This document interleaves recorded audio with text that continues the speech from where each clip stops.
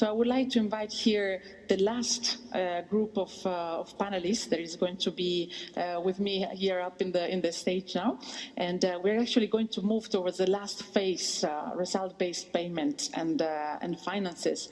So I would like to invite to the floor Mr. Gustavo Sánchez, de la Red Mexicana de Organizaciones Campesinas Forestales, de MOCAF, si me podés alcanzar aquí, and also Ms. Grace Balawak, Coordinator of Climate Change, TEPTA, TEPBA.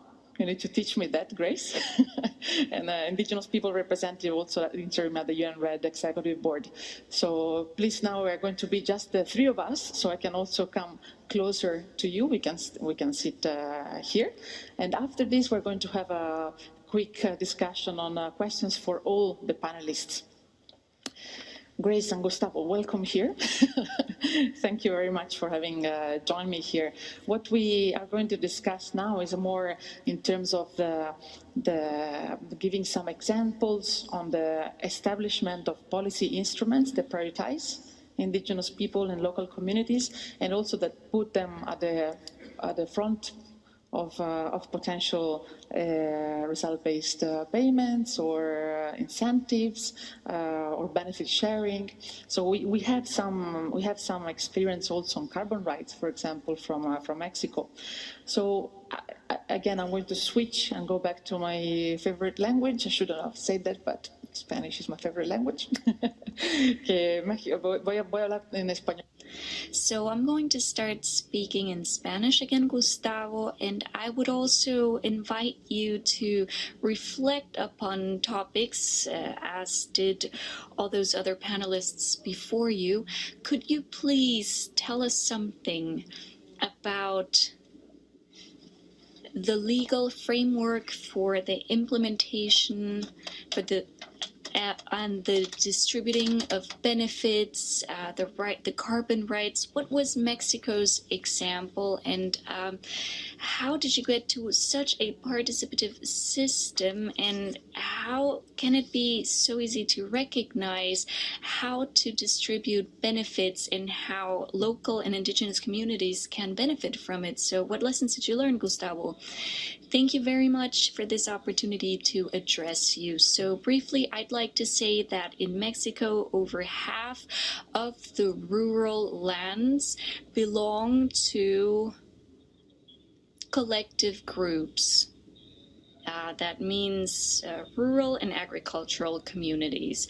And the forestry center, this percentage is even higher. 70% of the forest lands are in the hands of those collective organizations. So land tenure is definitely one of the key aspects in Mexico. And we've been step by step achieving other rights. For example, we acknowledge the rights on the land that started about a century ago, but recognizing or acknowledging the rights to manage forests, this is very recent.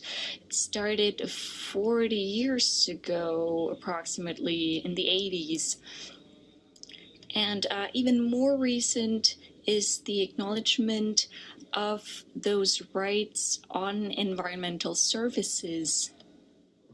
So this is a progressive process, and this red thing, it took a while for us to be in agreement. We had different perspectives. So some people thought it was not an environmental service to reduce carbon emissions, and in the end, we agreed on carrying out the discussion with a group of actors from different sectors in the National Council for Forests. This is a space for citizen participation. And after we heard the opinions there of national and international experts, we came to the conclusion that reducing CO2 emissions should be considered an environmental service. And these types of services within our legal framework in Mexico, the rights of that belong to those who have land tenure rights. So whoever is trying to really manage their lands appropriately will benefit from that.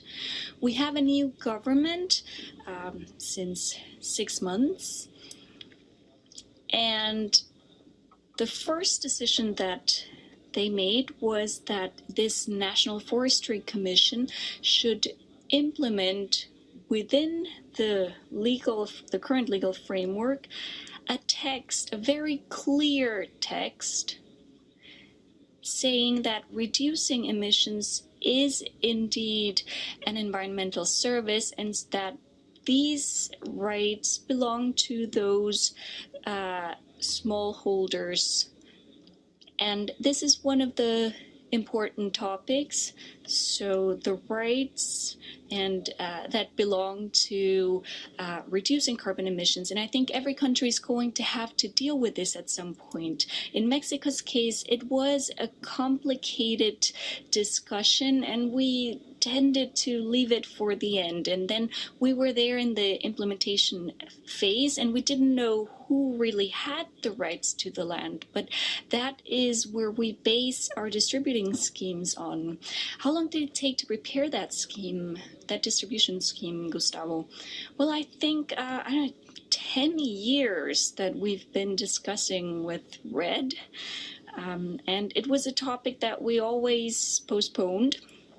And so what I really would recommend is that those countries who are moving towards the implementation phase should really deal with this topic. So you have to grab the bull by the horns and you have to start discussing about who is the beneficiary of those land rights, of those rights at all. In some countries, the environmental services, the rights to them belong to the government, but there has to be a recognition saying if the communities are not motivated, if they're not recognized in their efforts of managing adequately their forests, well, in that case, RED will not work. Exactly, that's the case, and that's something that many countries neglected, even though it's a very important topic, how to distribute those benefits or earnings. And well, later on maybe we'll hear from the Green Forum, and there should be a clear explanation about how those benefits will be distributed. To Grace to actually explain us a little bit better on the Green Climate Fund, especially since it's so important in this moment. Also, that countries are reaching that moment in which RED Plus is being implemented. And also some results are already coming up. Some of the countries already received results-based payments, such as Brazil and other countries will soon receive also payments for that. But also the Green Climate Fund has an indigenous peoples policy. So we would like to hear a bit from you, Grace, why is that important and how actually this policy impacts in a positive way, hopefully, the Green Climate Fund operations and decision making. And if you think that this policy influence also national approaches. Good afternoon, everybody. I think it's good evening. Yeah, I would like to start first with a brief background on why we came to this adoption of the Indigenous Peoples Policy in the Green Climate Fund. I would like to start from our Indigenous Peoples Global Caucus, the Indigenous Peoples Forum on Climate Change, which had been there from the very start, even in 2007 when RED Plus was already agreed in the Bali COP. We organized this Indigenous Peoples Global Caucus, and we agreed on our priorities in all of these processes and also in some of the bilateral and multilateral mechanisms. We have agreed that our priorities as Indigenous peoples is basically on the respect and recognition of our rights in whatever initiatives are being done, especially in our territories. And the second point is respect of our traditional knowledge, which is our greatest contribution into these climate change actions and measures that we need to implement. And the third is direct access of funds. And at the same time, of course, when RED Plus was there already, we have these mechanisms under the World Bank, the FCPF, the Forest Investment Program, and then the UN RED. And we also agreed in the Indigenous Peoples Caucus that we will be engaging here. So we have requested for having Indigenous peoples observers in these mechanisms.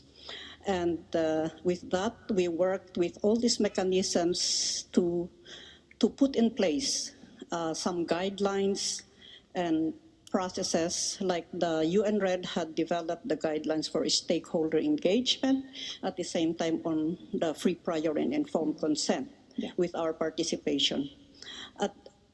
On the other processes, we also, of course, we had this big experience, years of experience in negotiating the adoption of the UN Declaration on the Rights of Indigenous Peoples earlier. So this is basically our international standard in all of that we carry forward in all of these processes and mechanisms that we engage in.